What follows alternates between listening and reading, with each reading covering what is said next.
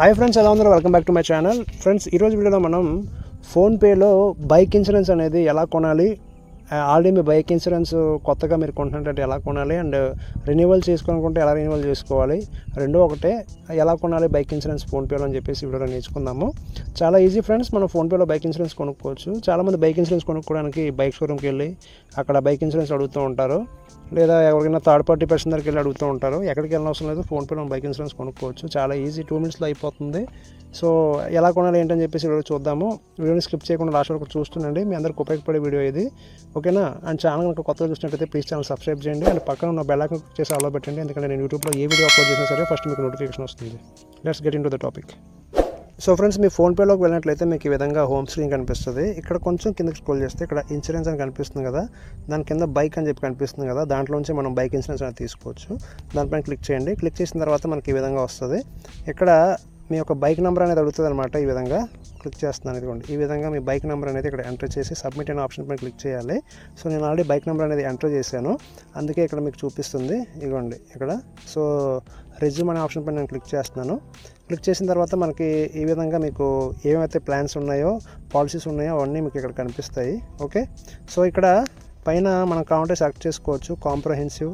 Comprehensive and duration 1 year ఇక్కడ select చేసుకోవచ్చు. Comprehensive అని చెప్పేసి దానిపైన క్లిక్ చేసినట్లయితే ఇక్కడ select your plan third party comprehensive అని చెప్పేసి రావడం అయితే జరిగింది. కాంప్రహెన్సివ్ అంటే ఏంటంటే ఇక్కడ కింద మీరు చదువుకోవచ్చు, మొత్తం అన్నీ కవర్ అవుతాయి అనమాట. Damage, image, own damage, third party damage అన్నీ కవర్ అవుతాయి. థర్డ్ పార్టీ అంటే ఓన్ డ్యామేజ్ కవర్ అవ్వదు. మీ యొక్క బైక్ వల్ల అవతలకి యాక్సిడెంట్ జరిగిందంటే మీకు ఇన్సూరెన్స్ అనేది కవర్ అవ్వదు, అవతల కవర్ అవుద్ది, దాన్ని థర్డ్ పార్టీ అంటారు అనమాట.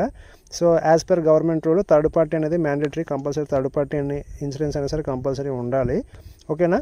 సో ఇలా మీకు నచ్చిన ప్లాన్ సెలెక్ట్ చేసుకోండి. కాంప్రహెన్సివ్ సెలెక్ట్ అయి ఉంది ఇక్కడ, నేను థర్డ్ పార్టీ సెలెక్ట్ చేస్తున్నాను. థర్డ్ పార్టీ సెలెక్ట్ చేసినప్పుడు మళ్ళీ ఈ యొక్క రేట్స్ అనేవి మళ్ళీ అప్డేట్ అవుతాయి. లోడింగ్ క్యూట్స్ అని చెప్పేసి ఇక్కడ వస్తుంది, చూసారా? ఇక్కడ రేట్స్ అనేది మళ్ళీ వేరేగా మారిపోయాయి. మీకు పర్సనల్ యాక్సిడెంట్ ఇన్సూరెన్స్ కావాలనుకుంటే ఇక్కడ టిక్ చేసినట్లయితే అది కూడా యాడ్ అవుతుంది. అది కూడా యాడ్ అయిన తర్వాత అమౌంట్ ఎంత ఇక్కడ చూపిస్తుంది. వద్దనుకుంటే మీరు బ్యాక్ చేసేయచ్చు, ఓకే? ఇక్కడ డ్యూరేషన్ అని చెప్పి ఉంది కదా, దానిపైన క్లిక్ చేసినట్లయితే policy valid for 1 year, 1 year validity అనమాట, ఓకేనా? సో ఇక్కడ చాలా ఇన్సూరెన్స్ కంపెనీస్ అయితే ఉన్నాయి. ఐసిఐసిఐ ఉంది, యాకో ఉంది, యునైటెడ్ ఇండియన్ ఇన్సూరెన్స్ ఉంది, గోడిజిట్టు, ఎస్బీఐ జనరల్, ఇలా చాలా ఉన్నాయి, ఓకే? సో జస్ట్ మీకు చూపించడానికి, మీకు ఏది ట్రస్టెడ్గా అనిపిస్తుందో ఆ యొక్క ఇన్సూరెన్స్ సెలెక్ట్ చేసుకోండి. జస్ట్ మీకు నేను చూపించడానికి ఐసిఐసిఐ లంబార్డ్ సెలెక్ట్ చేస్తున్నాను. దానిపైన క్లిక్ చేయండి, సెలెక్ట్ అయిపోతుంది. ఫెచింగ్ యువర్ డీటెయిల్స్ అని చెప్పేసి ఈ విధంగా వస్తుంది, ఓకే? డీటెయిల్స్ ఫెచ్ అయిన తర్వాత మనకి నెక్స్ట్ పేజ్లోకి అయితే వెళ్ళడం జరుగుతుంది. సో ఇక్కడ మీరు గమనించినట్లయితే ప్రీవియస్ పాలసీ డీటెయిల్స్ వస్తాయి.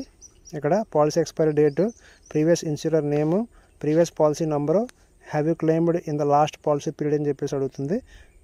నో, మీరు క్లెయిమ్ చేస్తే ఎస్ అని పెట్టాలి, క్లెయిమ్ చేయలేదు కాబట్టి నో అని పెట్టండి. ఆటోమేటిక్గా ఇక్కడ వచ్చేస్తుంది, క్లెయిమ్ చేశారో లేదా అని ఇక్కడ తెలిసిపోద్ది అనమాట ఆటోమేటిక్గా.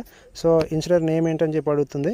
అక్కో జనరల్ లైఫ్ ఇన్సూరెన్స్ ఏదో పెట్టండి, ఓకే? ఇక్కడ కంటిన్యూ ఆప్షన్ పైన క్లిక్ చేయండి, మీ పాత ఇన్సూరెన్స్ నెంబరు సెట్ చేయండి. సెట్ చేసిన తర్వాత ఇక్కడ మీకు ఈ విధంగా వస్తుంది. Duration, coverage starts after the expiry of your current policy.